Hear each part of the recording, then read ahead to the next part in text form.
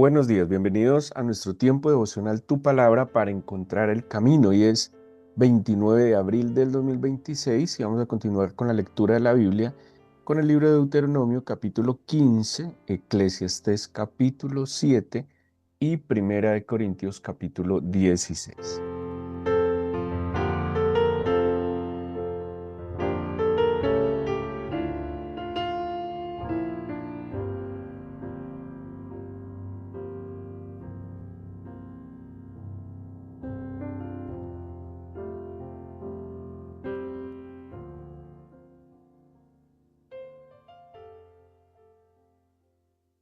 Para la lectura del día de hoy, con el libro de Deuteronomio continúa la recapitulación de las instrucciones, de las leyes que el Señor les había dado en Génesis, en Sinaí, en el monte Sinaí. Y veíamos ayer en el capítulo 14 que dice la Biblia, indefectiblemente diezmarás, ¿sí? Había una ley, un principio de honrar a Dios también con sus bienes. Pero el capítulo 15, dándole continuidad también a esta demostración, primero de la soberanía del Señor sobre nuestros recursos, pero también de la confianza y de la fe en el Señor, pues entendiendo de que Él es el proveedor de todas las cosas. En el capítulo 15 también lo lleva a la práctica, algo así como que no sea solo un tema hacia el Señor, sino también hacia el prójimo. Definitivamente un corazón agradecido, un corazón que reconoce que todo es del Señor, que todo proviene de sus manos, que como dice San Pablo, todo es de Él, por Él y para Él. Pues es un corazón que es generoso, un corazón que tiende a ser apretado, limitado, escaso, egoísta. Es un corazón que no se siente bendecido, ¿sí? Cuando un corazón tiene libertad para dar, es porque hay reconocimiento de la bondad, hay agradecimiento al Señor por su generosidad y pues obviamente es un corazón que también es abierto a bendecir. Darle primero el lugar al Señor, honrándolo, como les dije ahora, pero también bendiciendo a su prójimo, ¿sí? Porque como dice el Evangelio, pues ¿cómo podemos decir que amamos a Dios al cual no vemos si no amamos a nuestro prójimo al cual vemos, ¿sí? De alguna manera, ese amor a Dios que se hace evidente a través de nuestros actos de obediencia, pues también se ha de hacer evidente a través de los actos de bondad que podamos tener hacia el prójimo. El capítulo 15 presenta entonces el año de remisión, que también se va a llamar en otros pasajes como Levítico 25 o Éxodo 23, el año sabático. Este año se iba a llamar año de remisión o Shemitah. Era un periodo de tiempo, era cada 7 años, y cada 7 años, en lo que está planteado en Levítico 25 y Éxodo 23, es que en ese año se dejaba descansar la tierra. Esto era una sociedad que iba a vivir fundamentalmente de la agricultura y, y el Señor dice, pues la tierra es mía, así se los dice, yo soy el soberano sobre la tierra, a mí me pertenece y yo se las doy para la administración, solo que no la exploten inclementemente. Entonces van a tener periodos de que cada 7 años, el séptimo año, la tierra debe descansar, o sea, van a cultivar hasta el sexto, la van a trabajar hasta el sexto, el séptimo año no la trabajan, simplemente la cosechan, pero van a ver un milagro y es que la producción del sexto año va a ser tan abundante que les va a alcanzar para el séptimo que descansa y para el primero del siguiente periodo mientras la vuelven a labrar, ¿sí? Era un acto de fe también, porque imagínense si su economía y su sustento dependía prácticamente de la agricultura, dejar de trabajar un año en la agricultura es muchísimo tiempo, ¿sí? Es muchísimo tiempo, pero ahí estaba el milagro. Ellos, al fin y al cabo, habían sido conscientes de lo que habían vivido sus padres en el desierto, que ellos vieron cómo brotaba agua de la peña, cómo caía maná del cielo. Entonces, pues no era problema si tuvieran en verdad un corazón fiel, un corazón agradecido, un corazón crédulo, pues no tendrían problema en dejar de trabajar ese sexto año. Pero además, en lo que nos plantea el capítulo 15 de Deuteronomio, además de que fuera el año sabático, también sería el Shemitah. Shemitah viene de un verbo shama, que quiere decir soltar y dejar. Pónganle cuidado que esto es bien interesante. Durante 6 años eh, pasaron varias cosas, digamos, o pasan varias cosas en la economía, ¿sí? Y una de las cosas es que muchos no tienen los mismos recursos por las razones que sea, ¿sí? Hay gente que tiene más talentos, más habilidades, aprovecha mejor las oportunidades. En términos generales, no lo podemos negar, pues hay personas que tienen más habilidades que otras. Está planteado incluso cuando el Señor habla de los recursos, de los talentos, que los talentos no son habilidades, sino es dinero, hablando en el Nuevo Testamento. No todos tienen las mismas habilidades, ¿sí? Hay personas que tienen más y que tienen diferentes habilidades, y a algunos se les facilita más aumentar, digámoslo, sus bienes materiales, pero hay otros que tienen otras dificultades físicas, intelectuales. Entonces el Señor dice, pues obviamente va a haber necesitados, va a haber pobres entre ustedes, no tendrán los mismos recursos. De nuevo, no todas las personas iban a tener las mismas oportunidades y no todas las personas iban a aprovechar las oportunidades. Pero ahí no se trataba de culpar, sino de tener un poco de misericordia hacia aquellos menos favorecidos. ¿Sí? Entonces, ¿qué debía hacer este año Shemitah? Soltar y dejar, o sea, dejar las deudas. Entonces, si en 6 años había un hermano hebreo endeudado que le debía a otro, en este año la orden era dejar esa deuda, ¿sí? Soltar esa deuda, como borrón y cuenta nueva, ¿sí? Ya en el año del jubileo, que era cada 50 años, no solo se perdonaba la deuda, sino que se devolvía toda prenda que hubiera, casi en 50 años es casi una generación, que se hubiera acumulado durante este periodo, porque los hebreos, digamos, en un momento económico crítico, muchas veces se pagaban con lo que tenían, que era la tierra, las propiedades, y llegaba un punto tal en que incluso pagaban con su propia vida o la vida de sus hijos en el sentido de la esclavitud, ¿sí? O sea, tengo una deuda con alguien, pues primero le intento pagar con mis bienes, pero como no me alcanza, entonces termino esclavizado o esclavizando a mi familia. En el jubileo, cada 50 años, todo eso se restituía, se devolvían las tierras, la gente quedaba libre y se volvía a iniciar. Pero cada 7 años solo se perdonaba la deuda. Bueno, digo yo solo, pero ya eso era un acto de bondad y de misericordia y que traería. Y lo que pretendía el Señor es que la gente no fuera pobre, siempre pobre, sino que tuviera oportunidades. ¿Sí? Esto era como una oportunidad de volver a empezar, ¿sí? Por lo menos sin deudas, sin deber más. Y los esclavos, porque había esclavitud, ¿sí? Cuando digo había esclavitud, no solo había esclavitud por deudas, sino que en esa época existían esclavos, ¿sí? El esclavo, había jornaleros y esclavos. Los jornaleros tenían un salario que era el jornal, ¿sí? Que era el pago diario, pero los esclavos no tenían derecho al jornal completo, sino que los esclavos les daban un pago mínimo, creo que era la mitad del jornal, y obviamente pues su trabajo era casi ilimitado. El jornalero cumplía sus funciones en un horario, en un jornal, y tenía un salario de un día, ¿sí?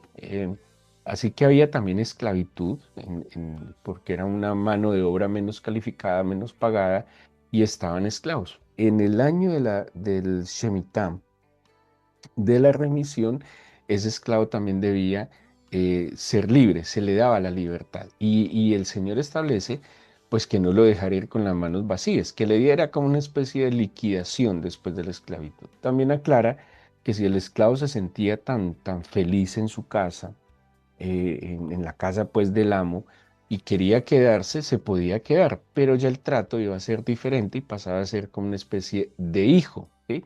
Bueno, y ahí establece unas normas. Pero ¿cuál era el propósito de estas celebraciones que pues tristemente no fue muy obedecida, no se cumplió cabalmente en el pueblo?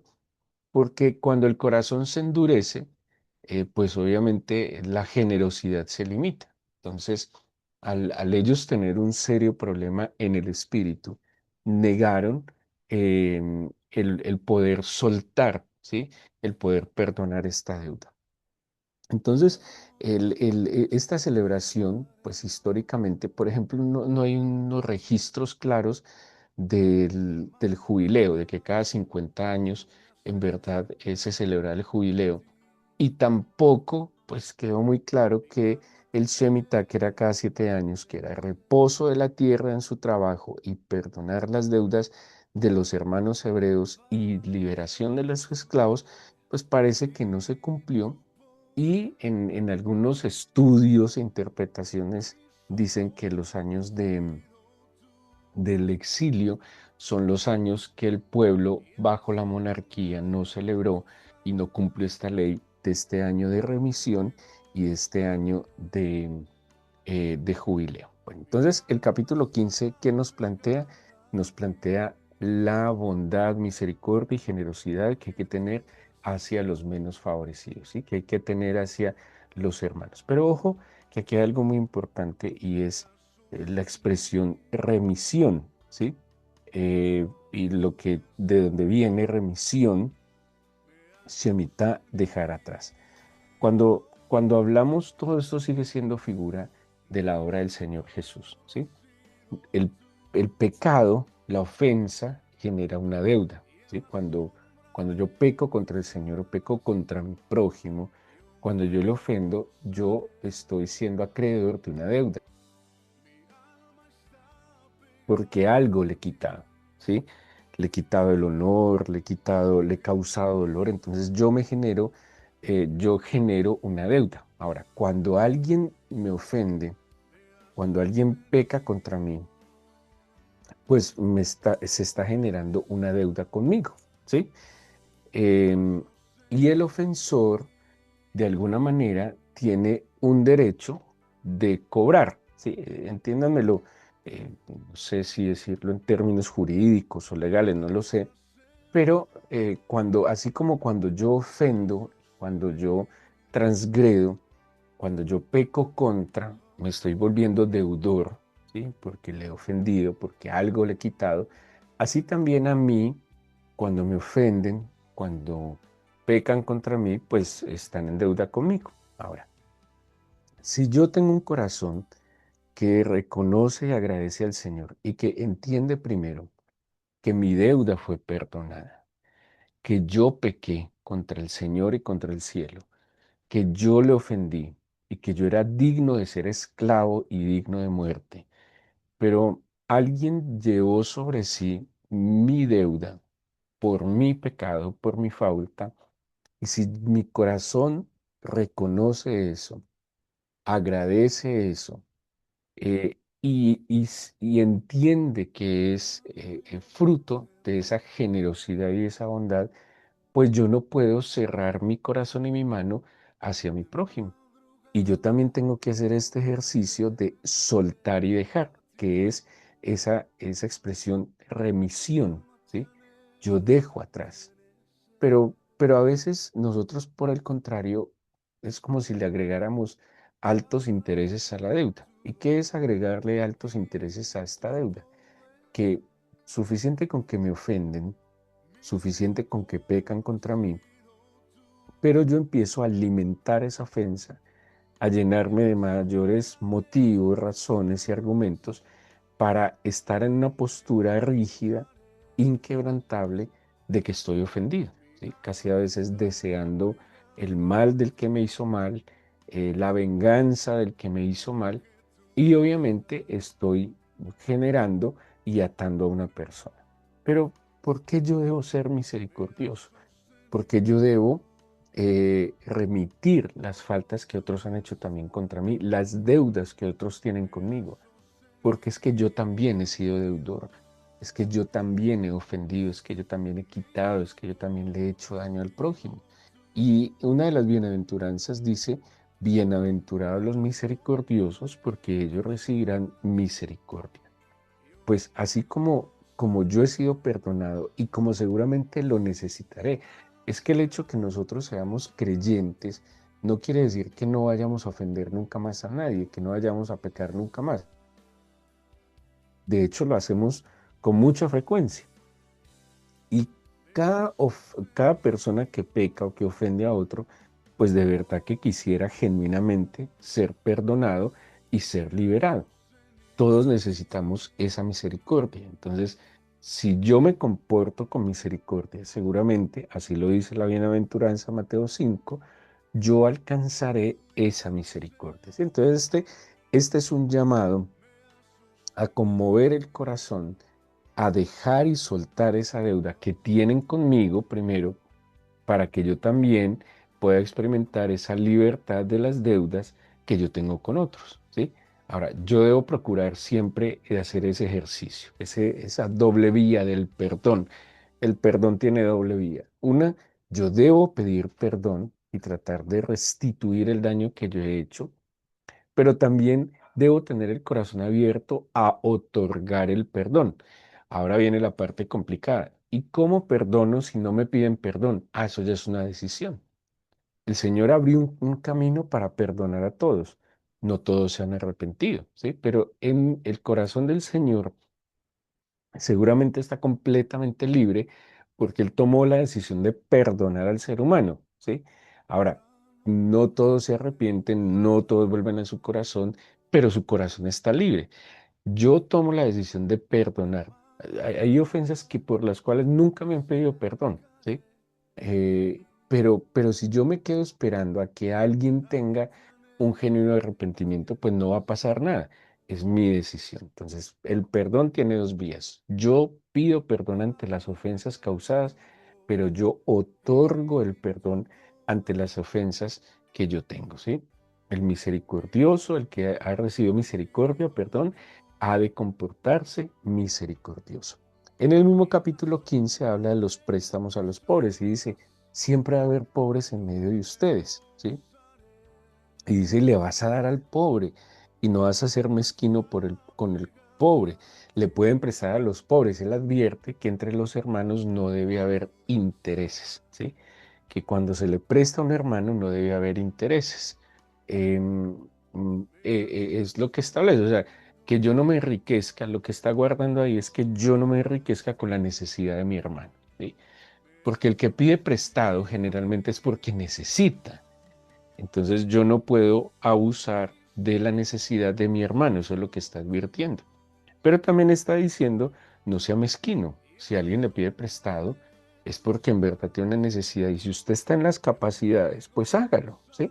Ahora, usted va a discernir, porque habrá personas, perdón, que seguramente sean un poco abusivas y descaradas en esto, pero ya usted lo podrá discernir, ¿sí?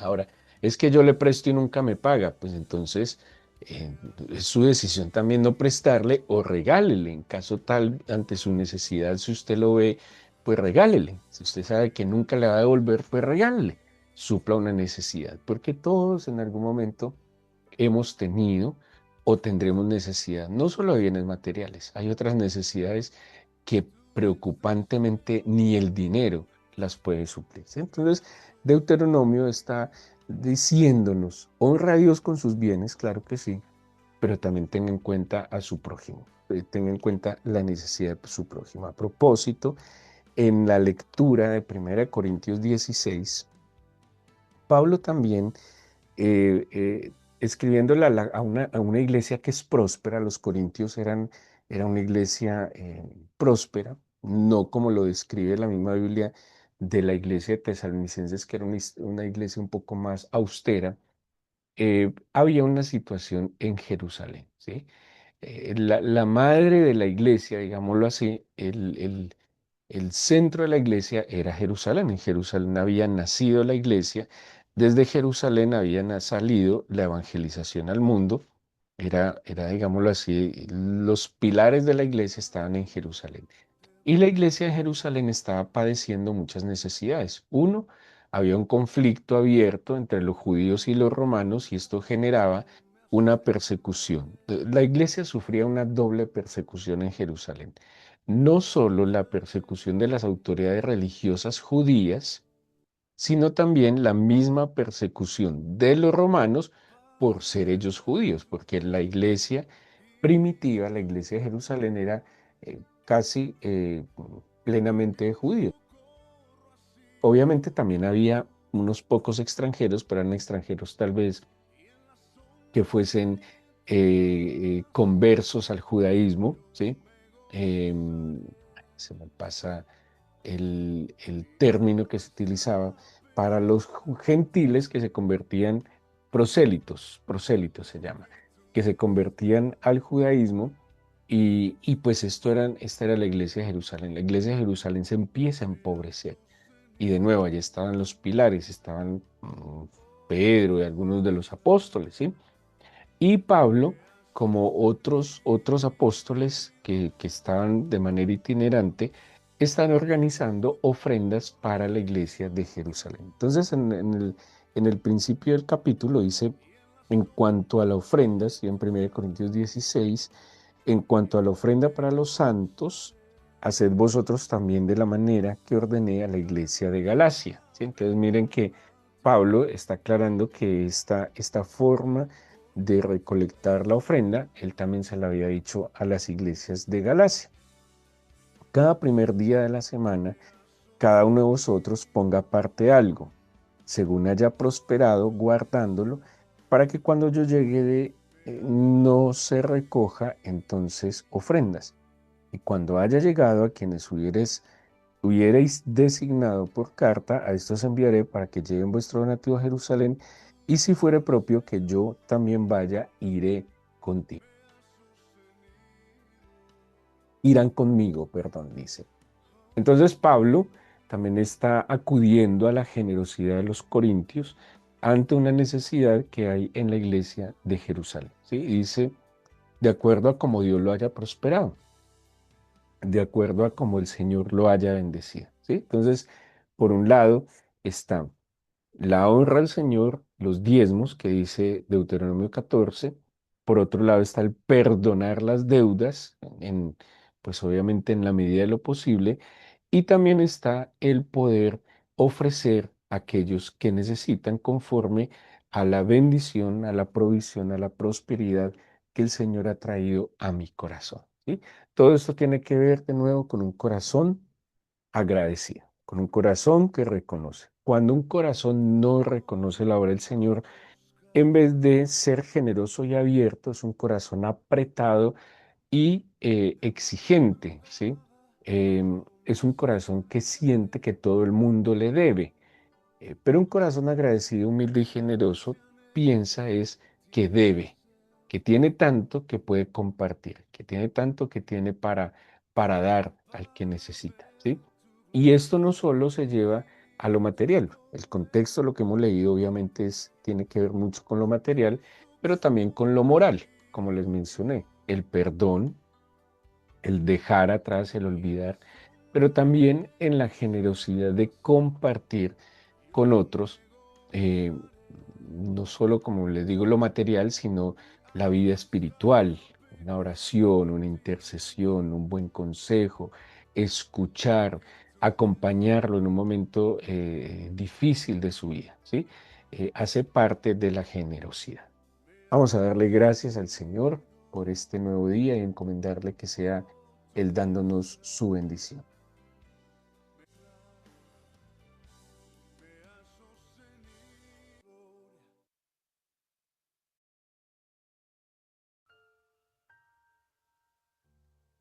Bueno, Padre, te damos, Señor, a ti toda la gloria y la expresión de nuestra gratitud y nuestro reconocimiento de que todo proviene de tus benditas manos, que todos los dones y todas las buenas dádivas, como dice tu palabra, provienen de ti, de lo alto, del Padre de las luces, en quien no hay mudanza ni sombra de variación. Te agradecemos que a nosotros nos hayas remitido nuestras deudas, Señor. Nos hayas dejado atrás, hayas soltado, Señor, esas deudas que no teníamos cómo pagarlas, ni la eternidad nos alcanzaría.